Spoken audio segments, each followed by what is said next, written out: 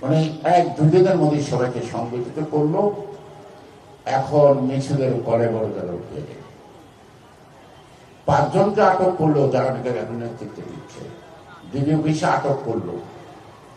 অনিচ্ছাকৃত জোরপূর্বক হোক, মৃত্যুর ভয় দেখেই হোক, তাদেরকে দিয়ে একটি চিরকুট পাঠ করানো হলো তার কারণ 3 তারিখের হাইকোর্টের রায়ের পরে ওটা বিলুপ্ত হয়েছে।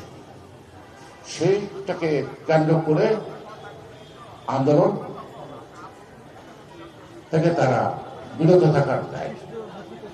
কিন্তু যেই ছেলেটাকে যে বলানো হয়েছে প্রথম বাইর থেকে, ওরা আটক, ওদের কথা মানি না।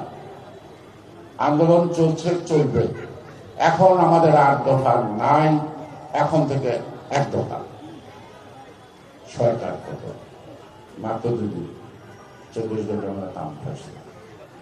সুতরাং এই যে দায়িত্বশীল পদে থেকে দায়িত্বহীনের মতো আচরণ করলে কি হয়, সেটা শেখ হাসিনা জীবন বুঝতে পারছি।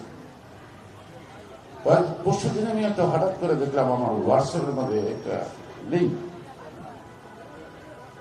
ইউটিউবে টিপ দিলাম, তিনি বক্তৃতা করতেছেন। বিএনপির নেতা গয়েশ্বর বাবু, বিপ্লবী নেতা, আপনি কোথায়? আপনি বলেছিলেন হাসিনা টিকবো না, আমরা তো আছি। যাক, উত্তর জনগণ দিচ্ছে, ছাত্ররা দিচ্ছে, নিশ্চয়ই আমরা তাদের প্রতি, আমরা আজীবন তাদের প্রতি। এই শহীদ মিনারটা যাদেরকে কেন্দ্র করে ভাষা আন্দোলনে, তাদেরকে কি আমরা চিনি? তাদেরকে আমরা চিনতাম? তখন আমার বয়স বোধ হয় কত, 5 বছর। আমি মায়ের মন খারাপ, মাকে ঢাকাতে বললাম, মা মনটা খারাপ হয়। বললো দেশের অবস্থা ভালো না। কি হয়েছে? ঢাকায় গুলি করে পুলিশ ছাত্র মারছে।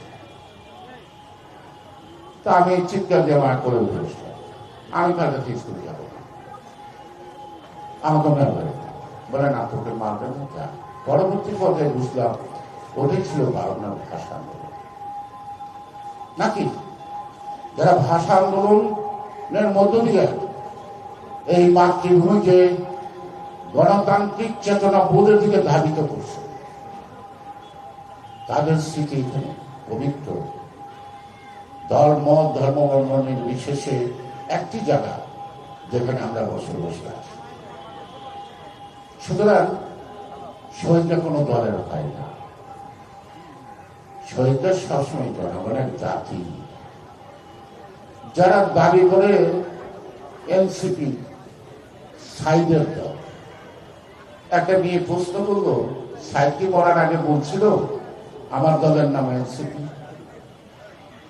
সুতরাং সর্বকালের সর্বশ্রেষ্ঠ সন্তান মুক্তিযোদ্ধা, সে ভাবনায় এখন যাই থাকে, সে আমার কাছে সম্মানের পাত্র। জুলাই আগস্টে যারা জীবন দিয়েছেন, লড়াই করেছেন, তাদের জাতি ধর্ম দলমত নির্বিশেষে আমরা একইভাবে এই শহীদ মিনার থেকে প্রতিশ্রুতি দিলাম, আমরা তাদেরকে সম্মান করব। কিন্তু সম্মানটা অর্জন করা যত সহজ, রক্ষা করা তত কঠিন।